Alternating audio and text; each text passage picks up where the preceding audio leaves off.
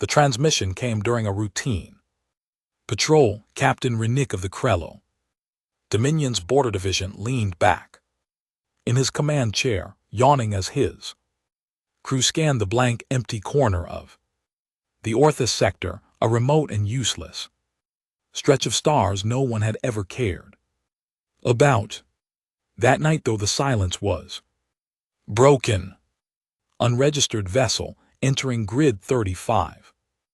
Barked Officer Dren, his long gray fingers tapping across the glass console. No transponder, trajectory linear, slow, deliberate.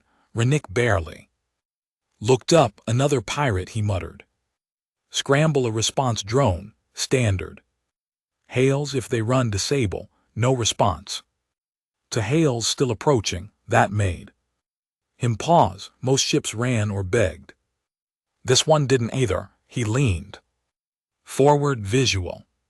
The screen blinked, then stabilized, showing a gray, jagged-looking vessel shaped like nothing the Dominion had ever cataloged.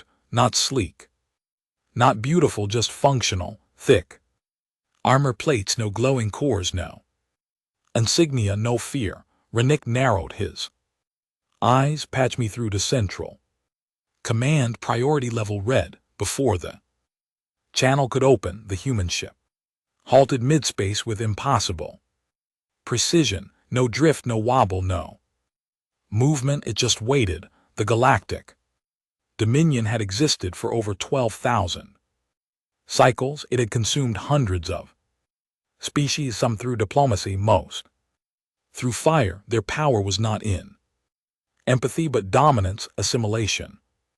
Through fear, they had seen rebellions, uprisings, full planetary purges, but nothing quite like this.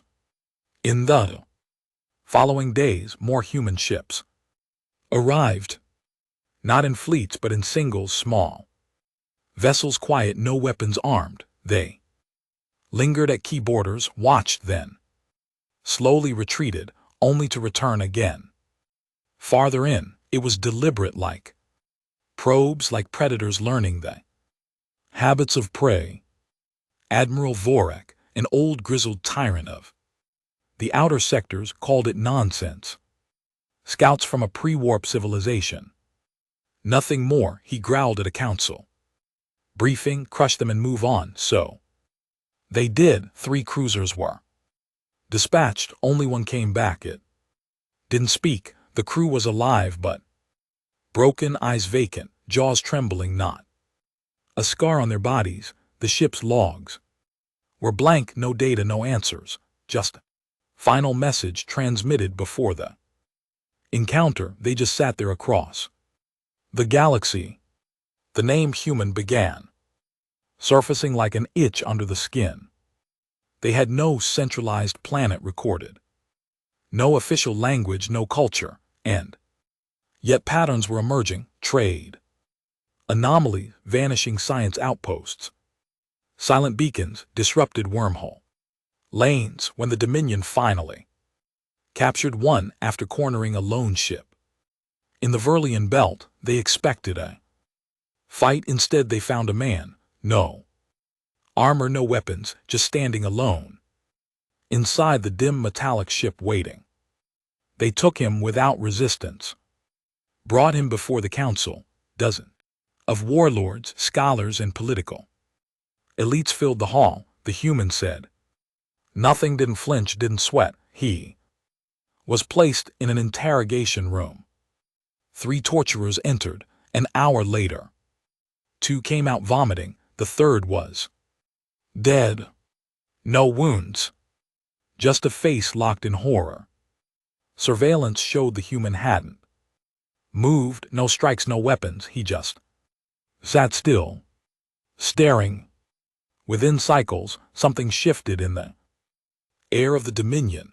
Empires ran on fear, but this fear didn't come from violence. It came from absence of motive, of threat, of demand. The humans didn't ask for land or treaties or surrender. They simply appeared. They watched, and when provoked, they didn't attack. They vanished. And something always went wrong in the system they left behind. Engines malfunctioned, systems crashed, entire food supplies spoiled in hours. No one ever saw them do anything, but every time the outcome was the same. Silence, ruin, collapse. General Telvek, a ruthless war hero, tried to rally strength. We are the Dominion. They are animals drifting out of their cages. We will make them kneel. He launched a full strike fleet of 400 ships toward Sol 3, the supposed origin of the humans. Only 12 ships returned, and the admiral in charge came back blind, no damage, no physical trauma. He just stared, trembling, whispering the same thing again and again. The stars screamed, then they went quiet. Galaxy began whispering a new fear, not of war but of the quiet ones, not the conquerors but the witnesses, the ones who didn't fight because they knew they didn't need to. And as their silent ships now orbited dozens of core worlds, just out of reach, watching the Dominion, finally realized maybe humans weren't calm because they were peaceful. Maybe they were calm because it was already over. It had been 2 standard months since the incident in the Verlian Belt, 2 months since a single human had been captured and brought into the heart of the Dominion. And still no one knew what he was. The man hadn't eaten, hadn't slept, hadn't spoken a single word. He sat in his containment cell, staring at the wall like time didn't mean anything to him. He showed no sign of pain, boredom, or fatigue. The Dominion's top medics confirmed his vitals were steady, his organs showed perfect function, but his brain activity flat in some regions, hyperactive. Others reported chief neurospec sore.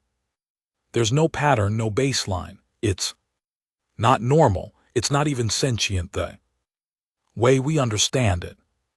Is he drugged? Asked Admiral V, the head of Galactic surveillance. His 3 eyes blinked in unison. Nervous?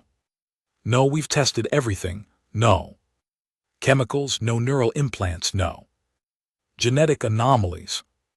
Vec turned to the hollow screen.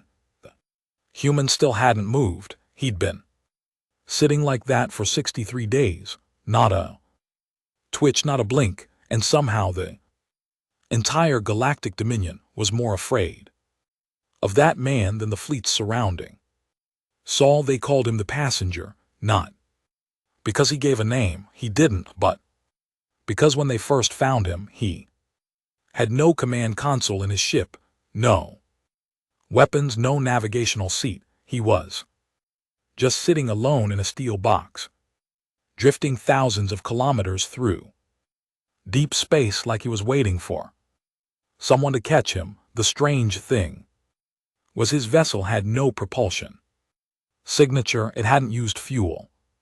It hadn't jumped via standard warp lanes. It had just been there, and that terrified the Dominion more than anything. Technology could be fought, weapons could be countered, but this was something else. A High Council meeting was called on Tyranth Prime. 23 of the most powerful figures in the galaxy gathered in the sky chamber. Hovering structure wrapped in transparent alloy that gave a full panoramic view of the stars above. Each one had seen war, each had ordered genocide, executed rebellions, and conquered systems. But now they sat silent. V broke it first. They don't behave like an empire. They have no demand, said another, one of the reptilian First Corps ministers. No political doctrine, no spokesperson. They didn't even respond when we destroyed one of their ships last week. Another added, they just left. Maybe that's the message, whispered a voice at the edge of the table. All heads turned. It was Commander Draven, an old scarred humanologist, one of the few Dominion-born officials who had studied Earth-based life forms for decades before contact, he was considered fringe, paranoid, obsessive. Now he looked vindicated and horrified. "They're not negotiating," Draven said. "They're watching." "Watching what?" asked V. "How we react, how we fall apart. Every time we strike, they record. Every time we interrogate, they observe. They're mapping us, not for diplomacy but for something else." "Pre-invasion," V offered. Draven shook his head. "No, that's what makes them terrifying." "Then what?" "A warlord snapped. "If not conquest, then what do they want?" Draven looked up, and in a voice filled with something very close to dread, he answered, "Closure." The human in the cell moved. It happened so fast the guards didn't have time to react. One blink, one instant, and he was standing. No sound, no transition. Just sitting, then standing. The lights in the observation wing dimmed. One of the guards dropped his rifle and vomited. The other began murmuring nonsense about stars collapsing. Security bots initiated counter measures, but their systems crashed before they could lift a weapon. Inside the cell, the human tilted his head and stared straight into the one-way mirror. He couldn't possibly see through it, and yet he did. V, who was watching remotely from the Capitol, froze in place as the human lifted a hand and tapped once on the glass. Tap. That was it. No words, just the softest tap. And across 5 sectors, Dominion communication relays went dark for 0.7 seconds, just long enough to crash every surveillance AI running in the outer systems. It wasn't coincidence, it was control. They tried to move him after that. 3 elite guards and Exoff entered the cell with stun batons and molecular chains. Only one came out. She was bleeding from her eyes and kept whispering, "We're not the apex, we're not the apex," again and again, until medical sedation finally put her under. They checked the footage. It showed the human lifting his head once and then nothing. The feet cut for exactly 6.6 seconds. When it returned, 2 of the guards were slumped on the floor and the third was curled in the corner, whispering, "No marks on him, no signs of struggle, just that same blank expression." The human was moved to a floating observation station, entirely remote, automated, orbiting a dead star. Still he waited. Still he didn't speak, but this time he looked up right into the station's external camera and smiled, a cold, calculated, emotionless smile. V issued the order, "Lock down all borders. No vessel enters or exits Dominion territory unless cleared and scanned." But it was too late. Human ships were already inside, not many, not armed, just present, some in orbit, some drifting in trade lanes, one even parked outside the Dominion capital. No weapons, no message, just watching. And somehow that presence carried more weight than any invasion. Draven submitted a final report to the council. It was ignored, so he sent it to the Dominion archives under an untraceable entry. He titled it simply, "They don't want peace."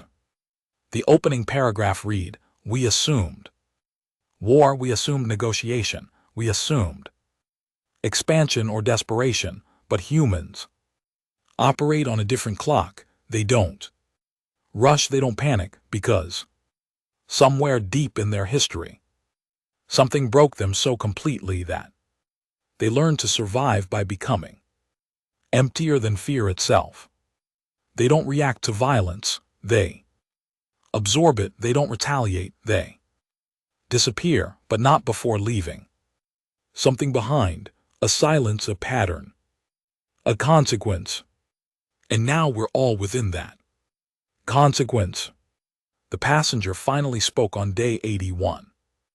One word, one language no translator AI could fully decode, but every species in the room understood it. It echoed across the surveillance room like a whisper.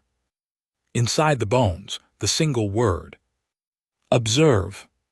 That was it, but its effect spread faster than any weapon. The meaning hit like a virus, infecting minds with raw comprehension.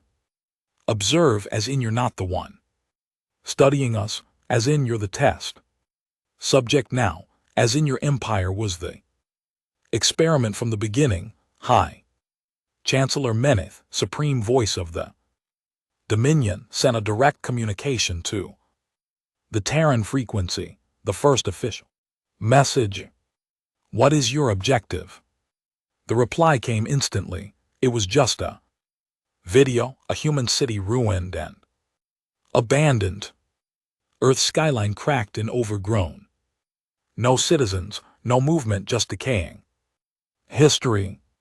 Text followed. This is what we did to ourselves. Now it's your turn. Panic gripped the Dominion. Citizens whispered of ghost fleets. Stories spread of stars dimming without cause, of AI-controlled colonies reporting human sightings in places no human ships had ever traveled.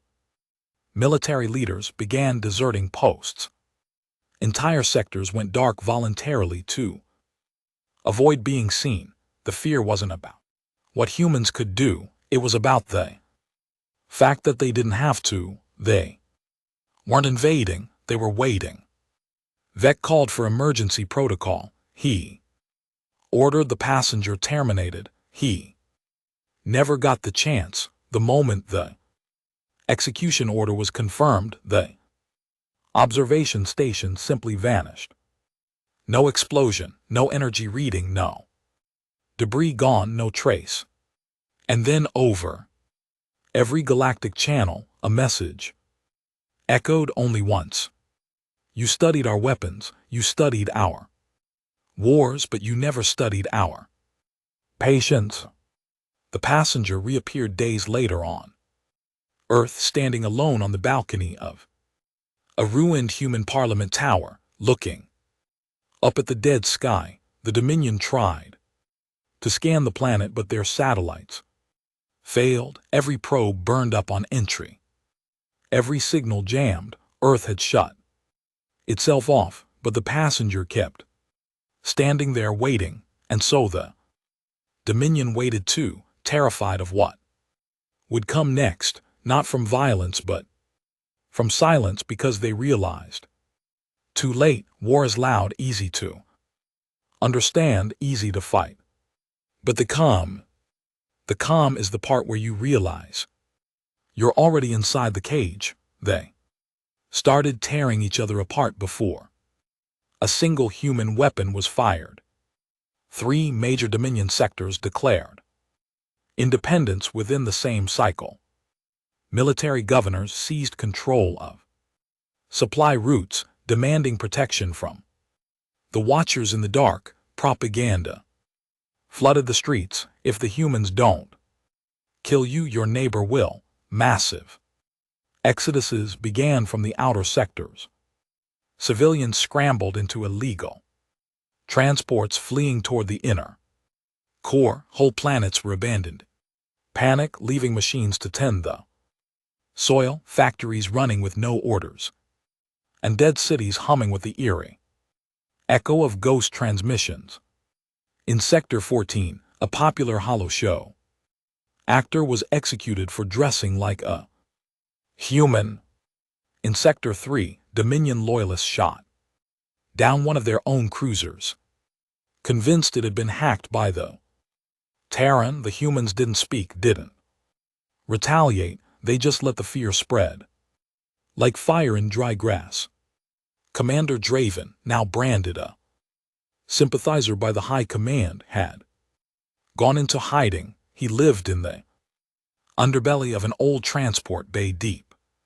Beneath the crust of Atherayan, a mining moon no one cared about anymore. He hadn't slept in 3 days. His hands trembled as he adjusted the manual. Signal booster, an outdated analog relic. He didn't trust Dominion networks anymore. They were corrupted, infected. Not by code, but by doubt. He recorded a new log.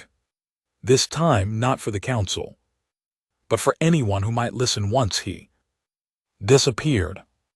The collapse is internal. The humans don't need to invade because they've already turned our greatest weapon, our fear, against us. We were built on dominance, on compliance. Once that cracks, everything else falls. I don't think the humans want our territory.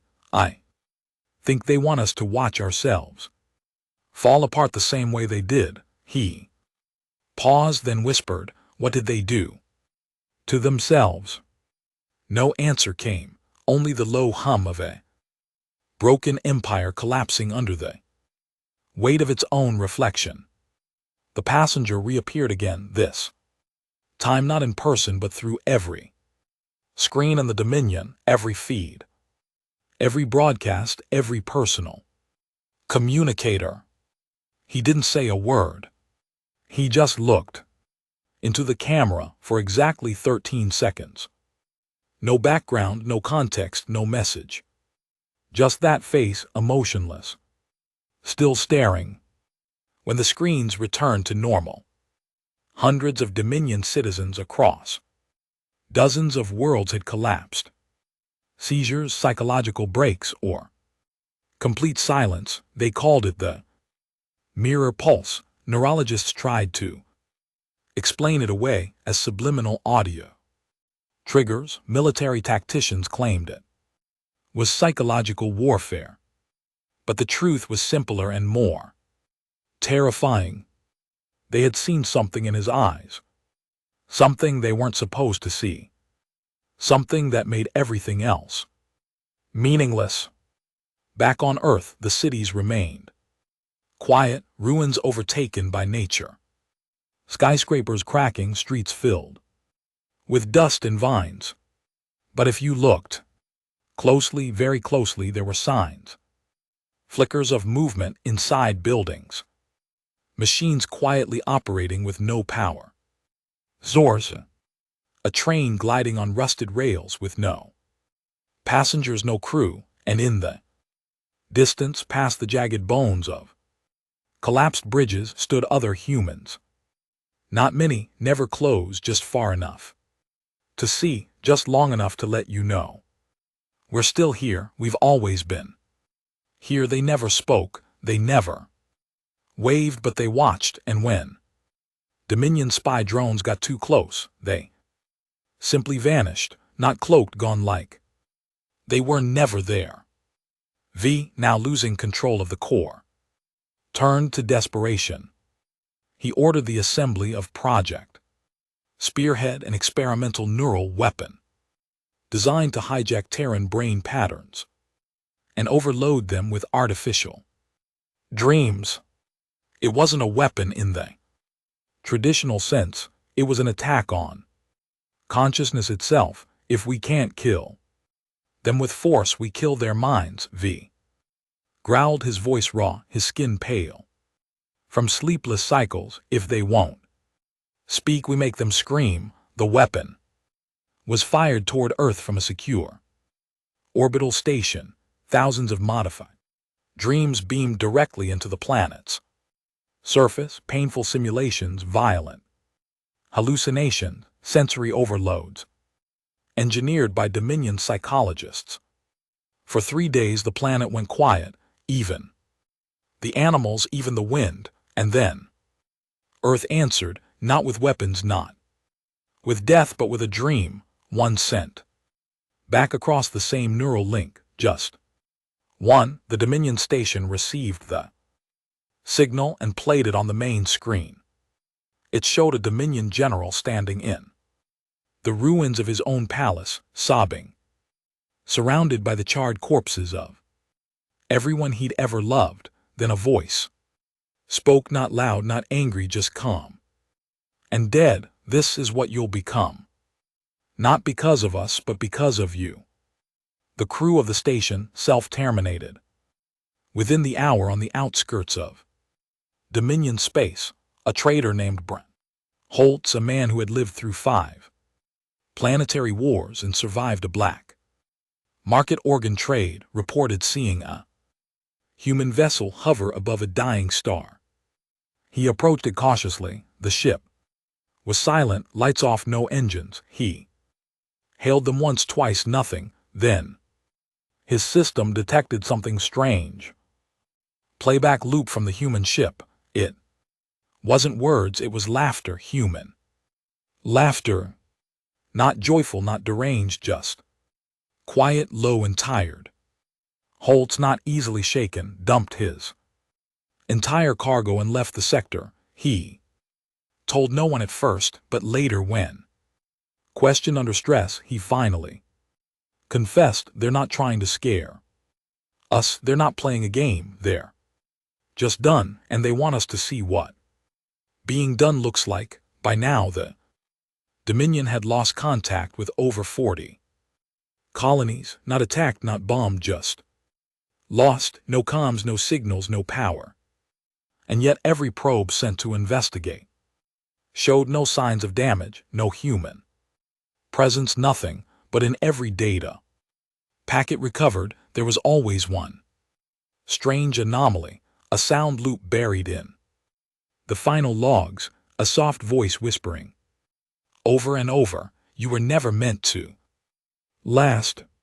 Admiral Corv, the last living member of the once mighty Velian fleet, made a final stand in the Pathar cluster. He gathered what ships he could, fortified the system, and prepared for the human invasion.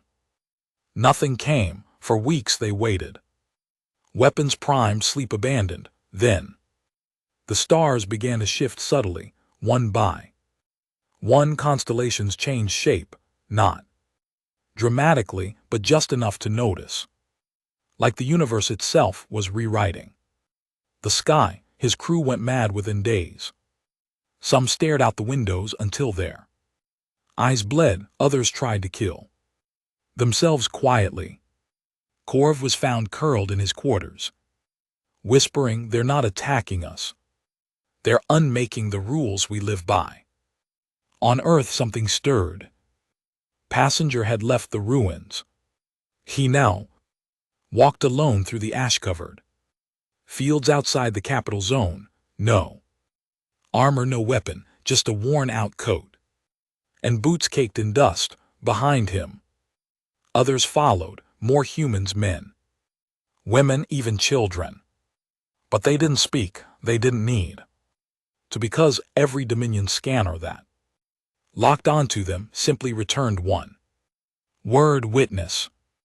The Terran weren't the threat, they were the reminder, a warning written in flesh and silence, a message that echoed louder than war. This is what happens when you build everything on fear. This is what happens when you forget what suffering feels like. This is what happens when you lose your soul and think your throne will save you. Back in the Dominion capital, V sat alone in the Grand Command Hall. The council was gone. No one had come to work in days. The power flickered. The sky above the dome had turned black, not dark black, a void. Stars should have been, and then on every wall, across every screen, across every broadcast system, the passenger's face one last time. He said nothing. He didn't need to, because in the final moments V finally understood that humans didn't survive because they were stronger. They survived because they accepted death. They looked into the abyss, let it inside, and didn't flinch. And now they were the abyss. Dominion didn't fall in battle. It fell in silence. It unraveled from the inside out, choked by its own arrogance and the creeping realization that its gods had never existed, only ghosts wearing skin. Humanity didn't win. They didn't need to, because winning was a concept for empires, and humanity had moved on from such things long ago. Dominion was no longer an empire. It was a carcass, a breathing, twitching body that hadn't realized it was already dead. On the surface, government structures still stood, fleets still floated, bureaucrats still sent orders across fractured systems, but underneath chaos, paranoia, abandonment, and the haunting sense that something was always watching. Trade routes had gone silent, entire populations vanished without a trace. Communication networks were severed not by human interference, but by internal collapse. The machines turned on themselves, AI matrices self-sabotaged. Starports launched themselves into black space with no navigation. Their crews screaming as they disappeared into nothing. Not a single human touched them. They didn't need to. They were past violence now. Commander Draven resurfaced after 2 months in hiding. No longer part of the Dominion, he was just a man among survivors, wandering between broken colonies and refugee ships. People whispered his name like he was cursed. He wasn't a soldier anymore, just a man trying to find answers before the dark took them all. He boarded a cargo freighter headed toward the outer veil, a forgotten edge of space where the Dominion had long ago built deep science stations. Most had been left to rot when the war ended. Now maybe they held something untouched, something that hadn't been watched. The pilot didn't ask questions. No one did anymore. Everyone just moved quiet, hollowed like ghosts pretending to still be alive. Station Val 19 floated above the cracked planet of Ilreth. Draven stepped onto its surface, wearing old armor stitched together with civilian patches. He moved through long, dead corridors filled with flickering lights and echoing groans from pipes in loose plating. The station was empty. No signs of human presence, but they had been here. He could feel it. He found the lab. Dust-covered consoles blinked faintly in the dark. He powered one up, surprised it even worked. The logs were corrupted, files partially erased, fragmented except one. A single recording remained intact. It was dated 87 Dominion cycles ago, long before first contact. Draven played it. Woman's voice spoke in a clear, calm tone. We made contact not with humans, not yet, but with what came before them. They were silent too, still observers, waiting for someone else to reach their level of ruin. I think they chose humanity. I think they gave them something we were never meant to have. A kind of patience that bends time.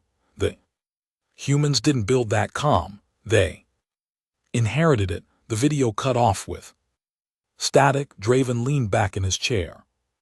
It wasn't humanity that the Dominion feared. It was the thing behind them. The legacy, the scar passed down from one broken species to another, like a virus. Meanwhile, Earth changed again. Satellites sent back new images. Cities that were once overgrown and silent had shifted. Buildings realigned. Streets smoothed. Lights soft and golden now flickered through cracked windows.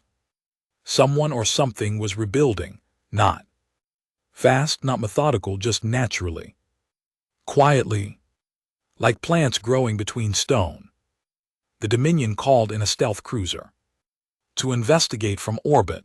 It never made it back.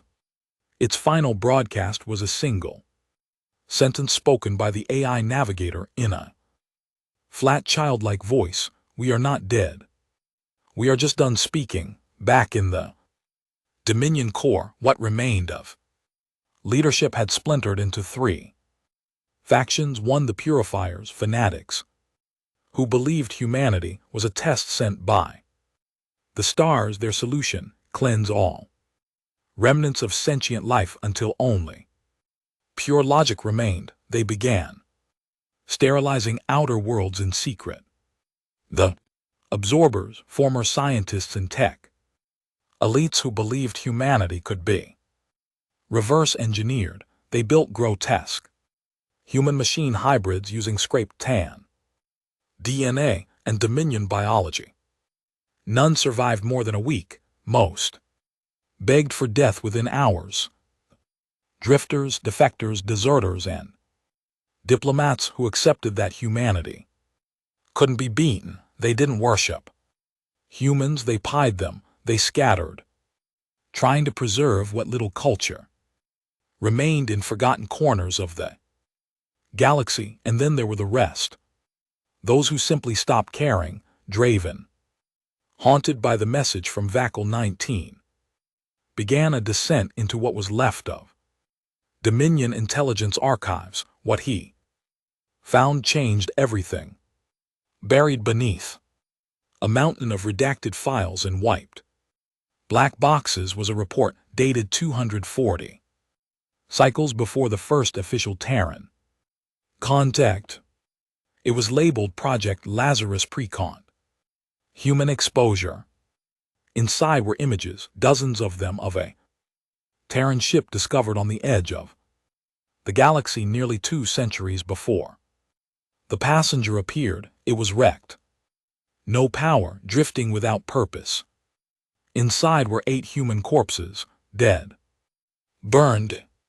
But every single body had one thing in common: they were all smiling wide, peaceful, as if whatever killed them had brought relief, not pain, and scribbled across the interior of the ship, burned into the wall in dozens of languages, some ancient, some untranslatable, was one repeating phrase: "They gave us peace. The way fire gives light." So Draven changed course. He left Ilrath, left the Dominion. He went to Earth, not to fight, not to ask, but to understand. His arrival wasn't greeted with violence. No ships approached. No warnings were issued. He landed in what was once New Chicago, now a twisted forest of steel and glass. He stepped out, rifle in hand, expecting anything, hoping for something, but nothing came. Just silence. And then faintly music, a piano, old, slightly off tune, coming from a ruined theater surrounded by rusted vehicles and creeping vines. Draven followed the sound, heart hammering. Inside the theater sat an old man, Terran by appearance, playing a broken piano with a calmness that made Draven's throat go dry. The man looked up, not surprised, not hostile. "You're late," he said. Draven raised his weapon. "What are you?" The man smiled, not kindly, not cry, just tired.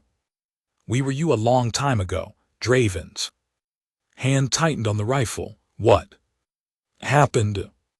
The man stopped playing. His fingers hovered over the keys. Then he said, "We believe too much in growth, in conquest, in the idea that fear could be controlled, until one day the fear got tired of being used and made a choice."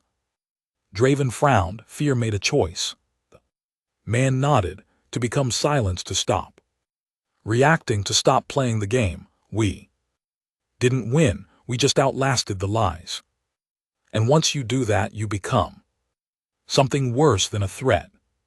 You become a mirror." Draven sat down, his weapon lowered.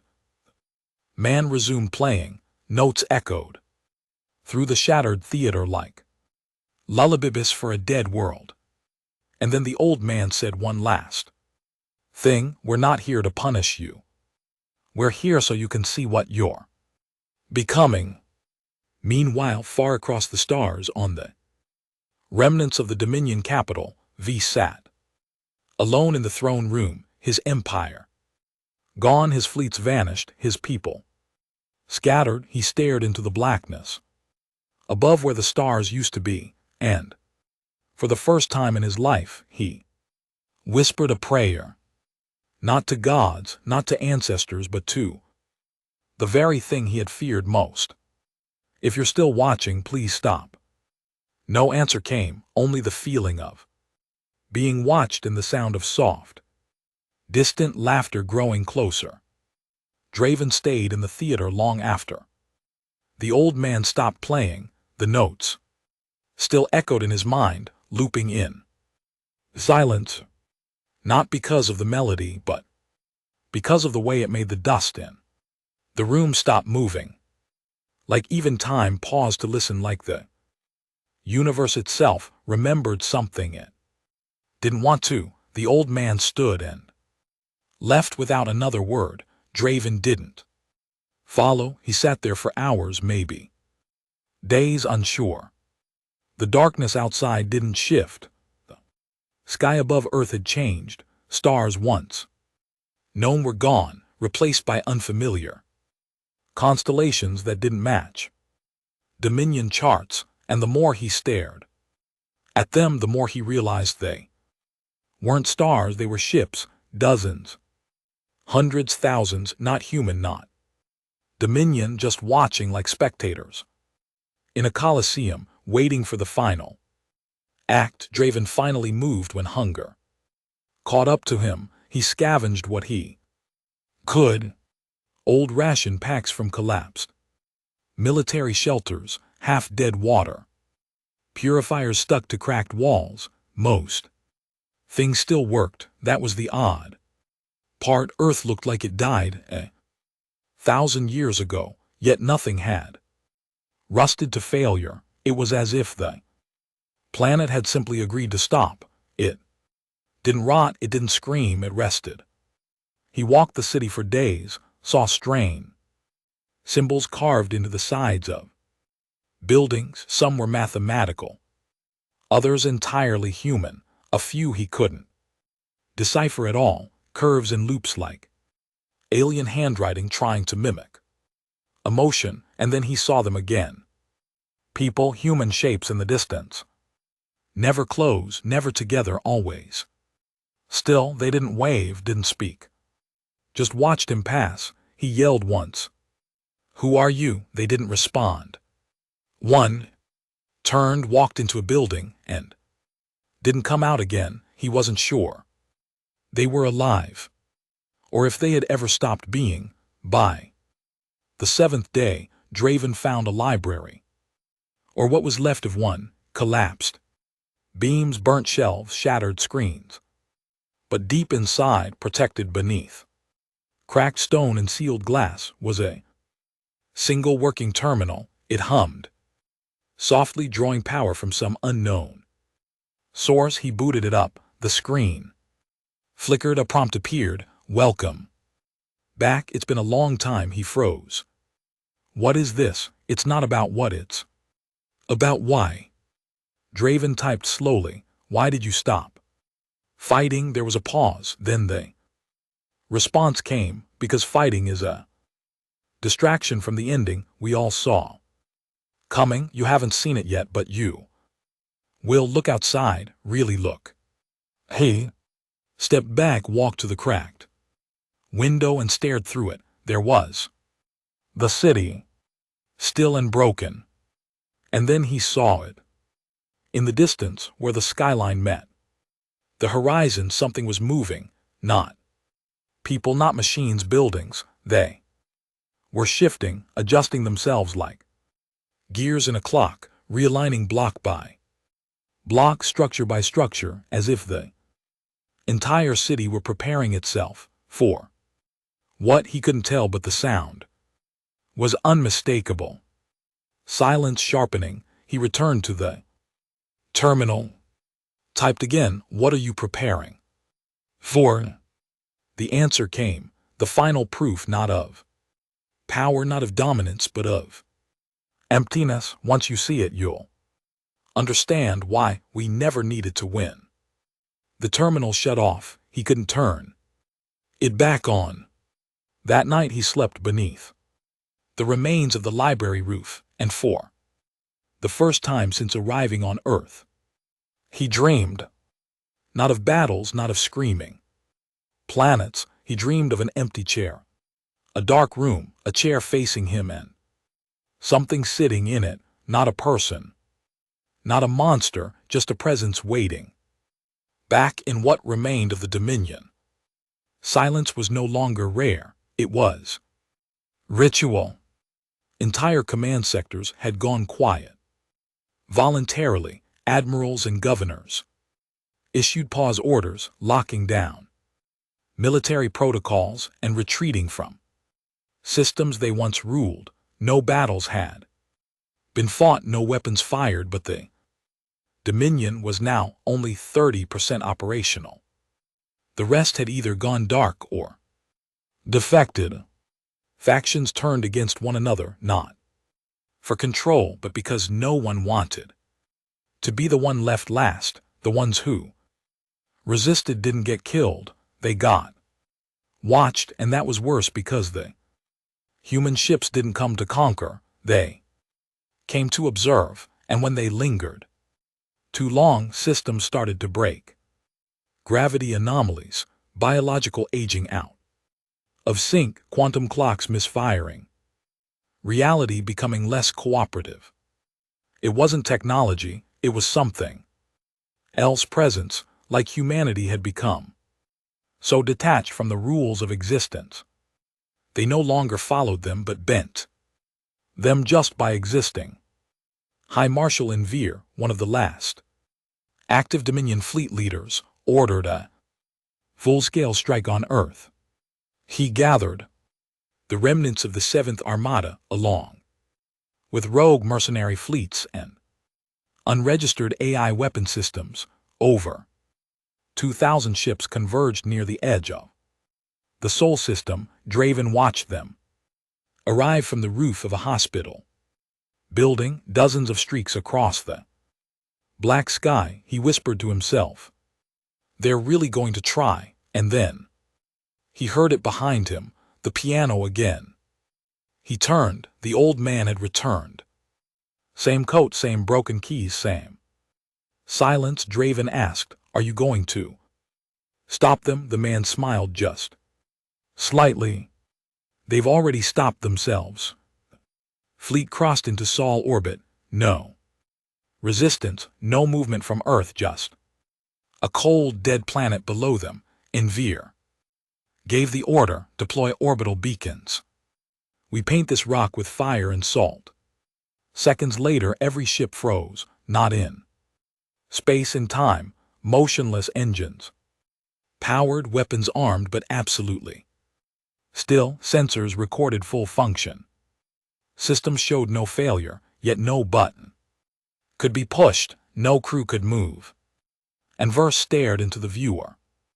The stars were gone, replaced by the same face now haunting every Dominion officer. The passenger, he stood not in a ship, not in a station, but in their minds, unblinking, unfailing, not threatening, just present, like the universe had decided to grow a conscience, and it had chosen the face of a man who had seen too much. Envir tried to speak. No sound came. He tried to move. His hands wouldn't respond. His crew screamed, but no voices escaped.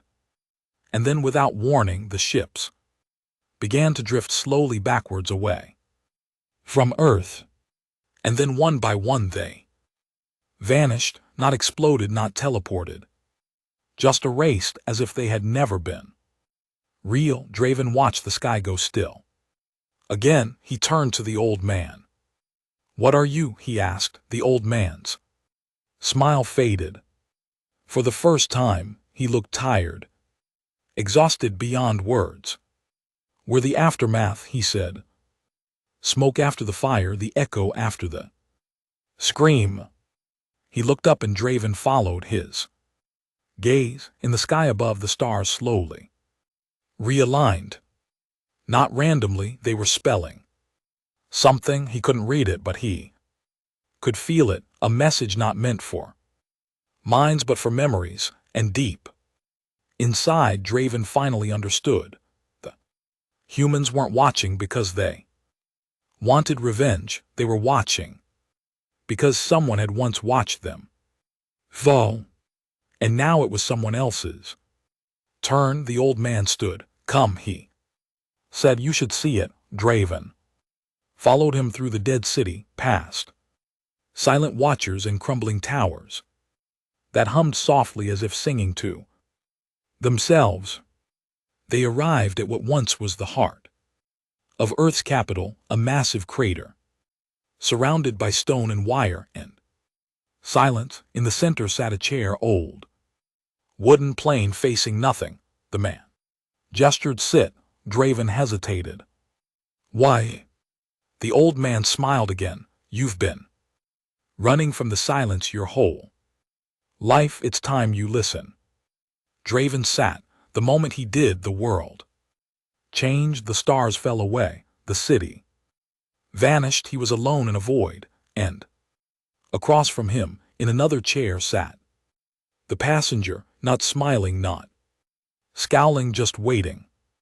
And then the passenger leaned forward and whispered, "Now do you understand why calm is scarier than war?" He sat in that chair and time lost meaning, not minutes, not hours, not cycle, just stillness.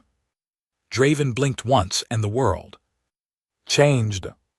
He blinked again and the passenger was gone, not vanished, just absorbed into the void around him, as if he had never been a separate thing at all. There were no walls, no floor, just endless black.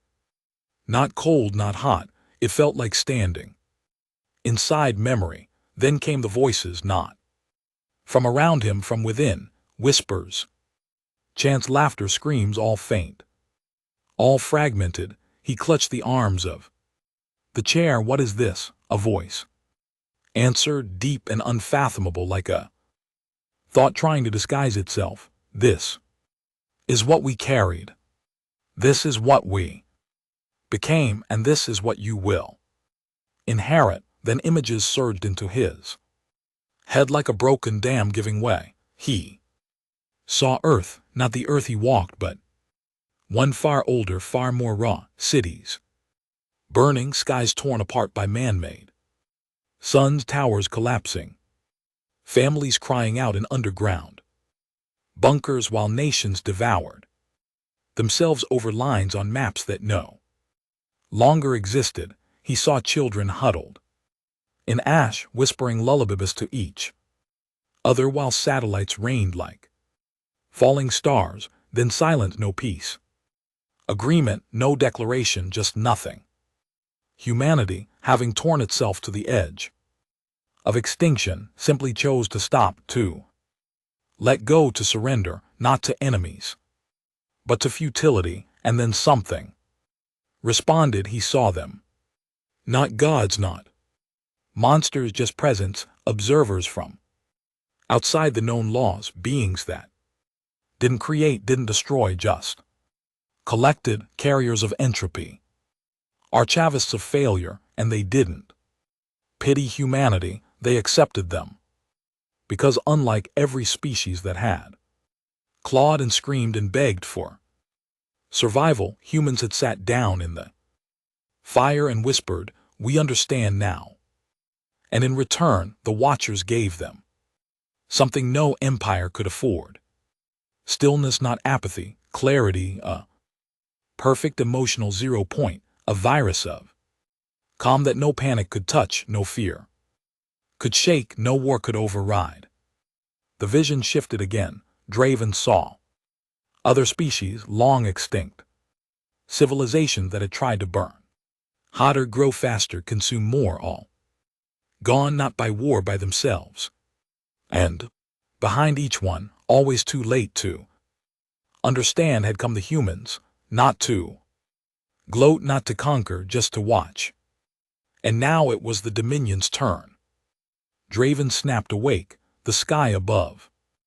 Earth was red, the city around him had crumbled further. Reshaping again, the chair he sat in was now stone. The old man was gone, but someone else stood in his place. Woman, human, young, barefoot in the dirt and glass. She looked at him with sadness, not compassion, not anger, just sadness. Draven stood. Who are you? She tilted her head. I'm the part of you that still thinks this can be fixed. He stepped closer. Are you real? No, she said, but then again, neither are you. Not in the way you think. He looked down at his hands. They were shaking, not from fear, from realization. Back in Dominion space, the final collapse had begun. Entire sectors initiated scorched mine protocol, an ancient failsafe that deleted AI memories and historical archives in case of cultural death. The Dominion didn't want to survive anymore. They wanted to forget, better to erase themselves than to be remembered as the ones who lost to silence. Whole fleets sent themselves into suns, leaders retired into underground bunkers and never resurfaced. Those who clung to the old pride either vanished or killed themselves. And through it all, the human ships still drifted, unmoving, unfiring, unblinking. Observers, witnesses, archivists of consequence. On Earth, Draven followed the girl through the ruins. She said nothing, but every path they walked showed him more. He saw playgrounds littered with untouched toys. He saw hospitals, overgrown but still lit inside. He saw graves that had no names, only symbols, burned into stone, symbols not of death, but of rest. Eventually they reached the coast. The ocean was black, not from pollution, from stillness, not a wave, not a breeze, just mirrored glass stretching to a horizon that no longer showed curvature. She pointed. Far in the distance, something rose from the water. It looked like a ship, but not mechanical. It shimmered, changed shape, responded to his thoughts before he had them. What is that? He asked. She answered softly, what comes after understanding. He didn't resist when the ground shifted beneath his feet and drew him forward. The water didn't wet his skin.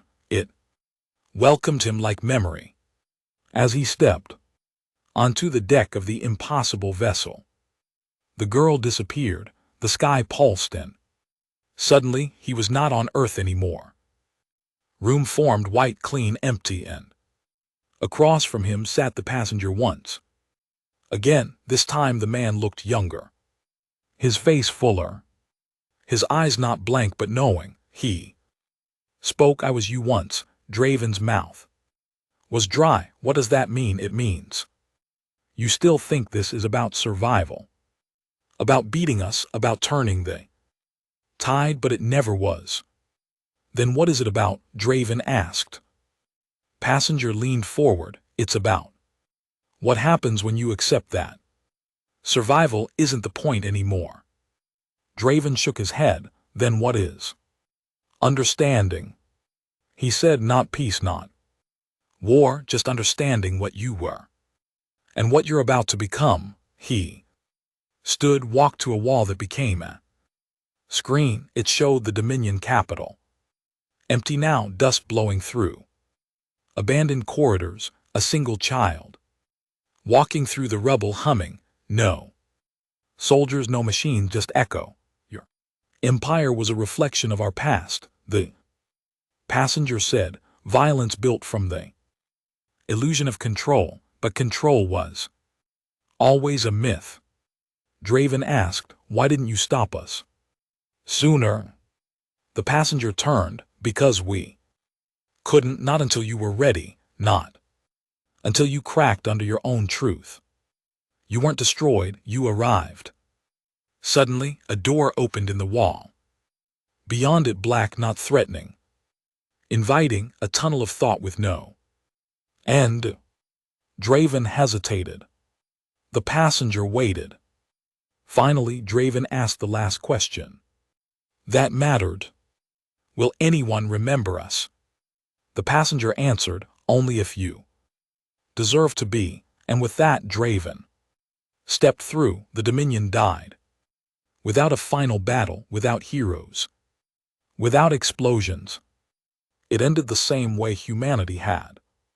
In silence. With watchers, not warriors, with reminders, not monuments, and Earth.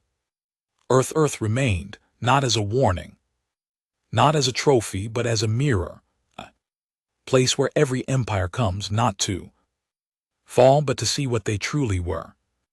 All along he expected light, he expected stars or memory, perhaps some elegant end to explain the passage into the unknown, but Draven's first step through the doorway brought neither peace nor revelation, only silence. Thick, unnatural. It wasn't the kind of silence that followed death. It was an absence. It was presence, overwhelming, crushing. Complete presence, so loud in its stillness that his breath seemed to offend it. He floated or stood or maybe just existed. There was no floor, no sky, just space without stars, weight, without mass. Then a voice, not the passenger's, not even human, it was his own, softer, wiser, tired. This is the final step. Draven, you've carried your species' pride long enough, now it's time to carry its truth. And with those words the silence unraveled. A scene emerged, not real, not constructed, just remembered. He stood on a world that wasn't Earth but resembled it. The air was thick with heat and smoke. The sky was cracked, bleeding light through impossible seams. Below him, war, not metaphorical war. He saw Dominion banners flying high, burning cities, collapsing ships, piercing the clouds, tearing across the horizon, and in the middle of it all, humanity, but not fighting, walking. Calm, unarmored, unarmed, just walking through the chaos like it wasn't even happening. Dominion troops opened fire. On sight, the humans didn't run, didn't raise hands, didn't even blink, and somehow the shots missed. Every round curved midair, every laser diverted by invisible forces, every assault swallowed by the weight of something unseen. It was like existence refused to let them be harmed. Draven watched as one Dominion general fell to his knees, screaming, clawing at his own chest. He cried, "They're not fighting, they're judging." The humans said nothing. They just kept walking. Then the world shifted again.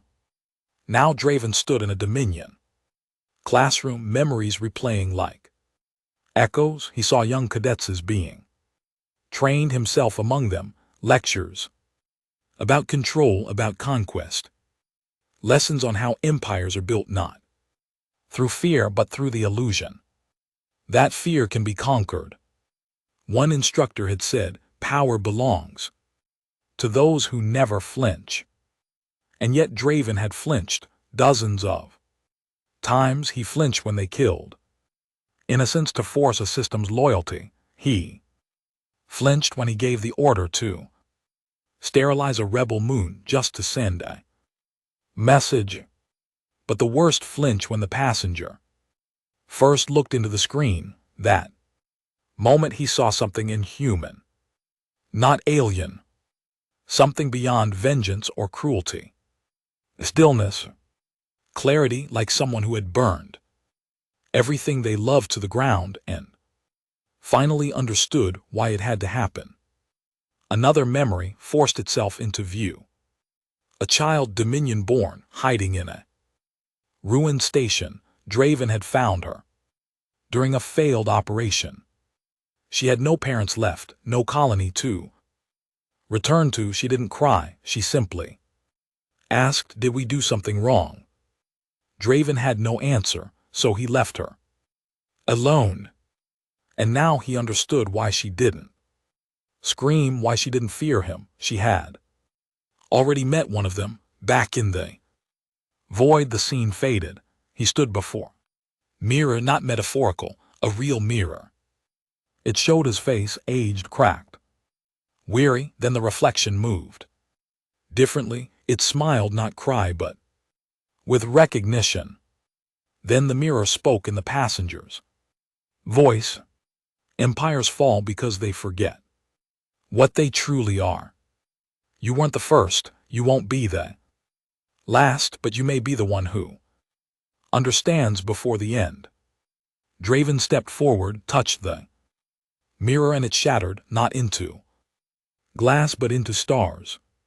He found himself walking along a pathway made of light, not bright, not radiant, just soft and endless. Each step sent waves of memory into the space around him, his own thoughts, regrets, actions, echoing outward like ripples on still water. Behind him, the echoes grew louder. He turned, saw others following, some dominion, some human, some neither. All reflections, all silent.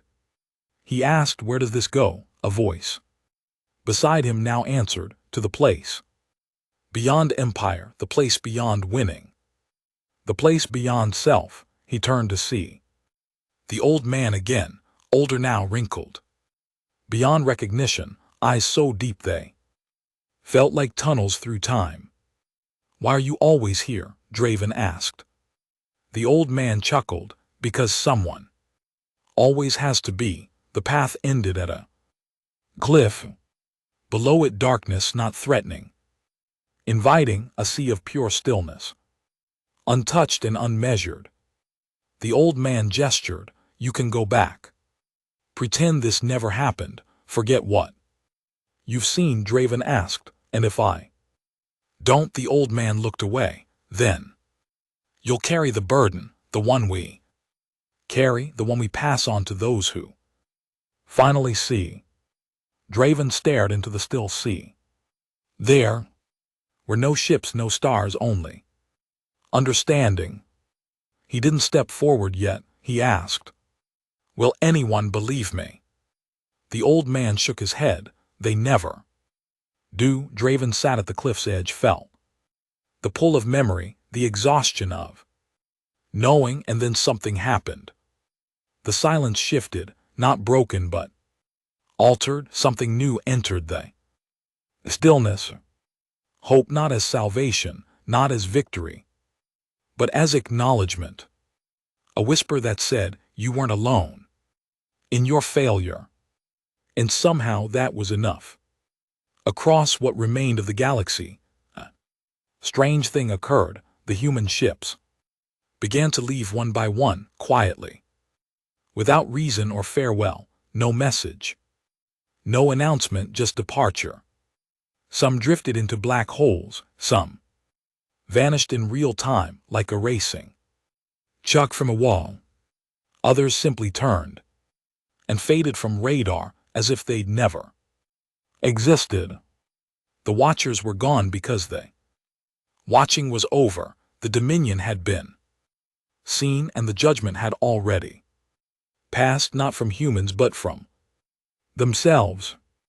On a silent moon, orbiting a forgotten world, a child wrote a story into the sand. She didn't know why. She'd never seen a Terran, never met a Dominion soldier. She was born in the afterworld, but something inside her remembered, and the story she wrote without realizing ended with the words, we were not destroyed, we were understood, and we couldn't bear the weight of it. Draven didn't jump, didn't fall. He simply stood, turned, and walked back down the path alone. Now the old man was gone. The watchers were gone, but the mirror still shattered, still floating, each shard now glimmering with light from species not Yet born empires not yet built, because the lesson had been passed on, and that was humanity's final gift, not conquest, not punishment, but reflection so deep. It left scars. Draven woke on Earth, lying in the same ruined hospital where he'd slept before. His body ached, his mind felt hollow, but his eyes calm. And outside, in the street below, a boy passed him carrying a bucket of paint. He was painting something on the side of a building. Draven climbed down to see. The boy finished. It was a symbol. Simple one, an eye open still. The boy said nothing and left, and Draven, looking at the symbol, felt one truth settle in his chest. The calm wasn't terrifying because it meant power. It was terrifying because it meant truth.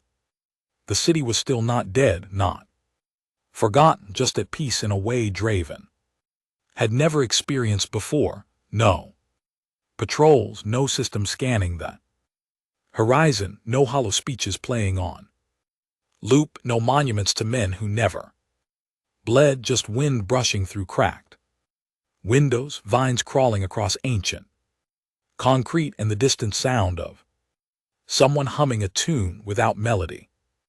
It wasn't victory, it wasn't defeat, it was what came after. Draven sat beside the symbol the boy had painted. The eye, wide open, unblinking, was etched with a kind of permanence that no government edict or laser blast could erase. It wasn't a threat, it wasn't even a warning. It was a memory, one humanity had carried first and now passed on. He ran his hand across the stone beneath it, the dust leaving marks on his fingers. He didn't wipe them off. He wanted to feel it, something real. For the first time in his life, he didn't feel the urge to report, to log, to analyze. There was no one left to impress, no one left to command. Dominion was finished, not collapsed, not conquered, just done. The transmission towers still worked, though they buzzed with static. He activated one anyway. There wasn't anyone listening, but he spoke into it, as if someone might stumble across the frequency years from now, maybe longer. His voice was rough, low, unscripted.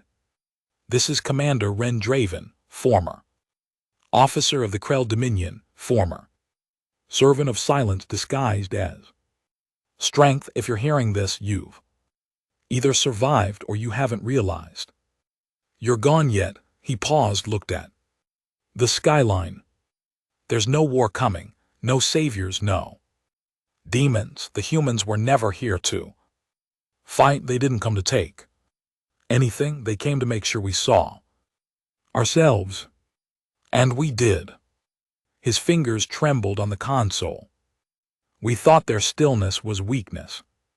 We thought their silence was submission. But it was knowledge. A kind of knowledge that doesn't ask questions anymore because it's already buried the answers. Another pause. They weren't calm because they had nothing to fear. They were calm because they'd already feared everything and survived it. And when you survive that much, you stop raising your voice. He cut the transmission, let the silence fill in the rest. Later he walked the length of what once had been a military highway, broken now, overtaken by trees growing through its cracks. He passed the old orbital lift, collapsed, twisted steel vines and shattered platforms. No signs of battle, just time. A girl sat near the wreckage, feet dangling over the edge of a broken stairwell. She wasn't human, pale skin, dark, hollow eyes, maybe one of the hybrids. Maybe born after, no emblem, no uniform, no history. He nodded to her, she nodded back. That was it, no fear, no distrust, just shared understanding neither could name. He slept that night beneath the remains of a shuttle station. No sirens, no alarms, just wind and stars and dreams.